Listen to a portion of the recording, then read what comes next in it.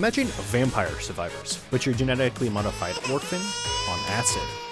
Luckily for you, you don't have to, because that's just...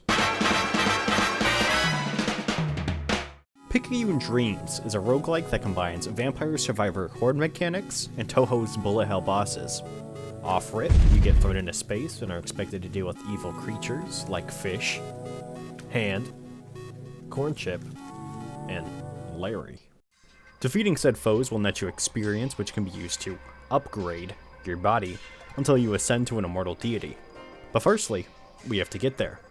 After a lightning bolt wakes us from our coma, we pick a direction and head towards Carnage. How is there lightning in space, you ask?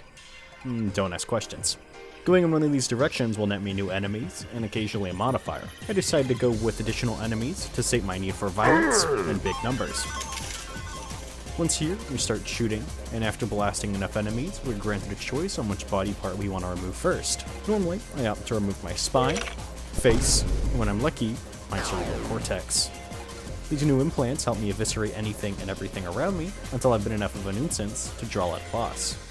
These bosses like to send messages, from goofy jokes to telling me to go fuck myself.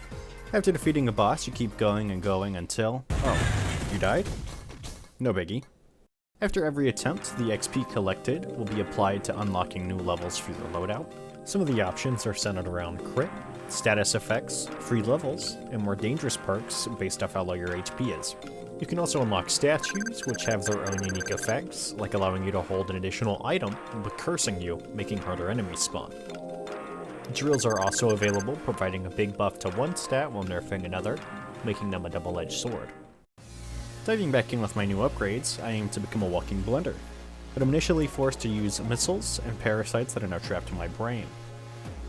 After blowing up 72 vermin, I replace my hips with spinning lasers, effectively turning me into a walking buzzsaw. Once again, we're met with the boss. The first time you defeat a boss, they will drop a USB stick and this will trigger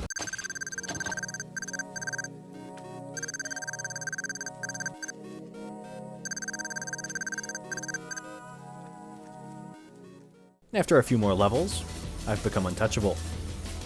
Once you beat the final boss, you can choose to end the game and see the credits, or you can choose to endlessly murder here in the void. Ending the game will reward you with overdrive levels, adding more enemies.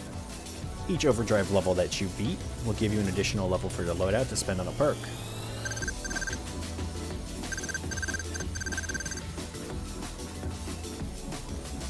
I'd say this game is definitely worth the $5 and has plenty of achievements to get if that's your kind of thing, as well as plenty of secrets, but I give this game a 4.5 blunders out of 5. Thank you so much for watching, and you have a wonderful rest of your day.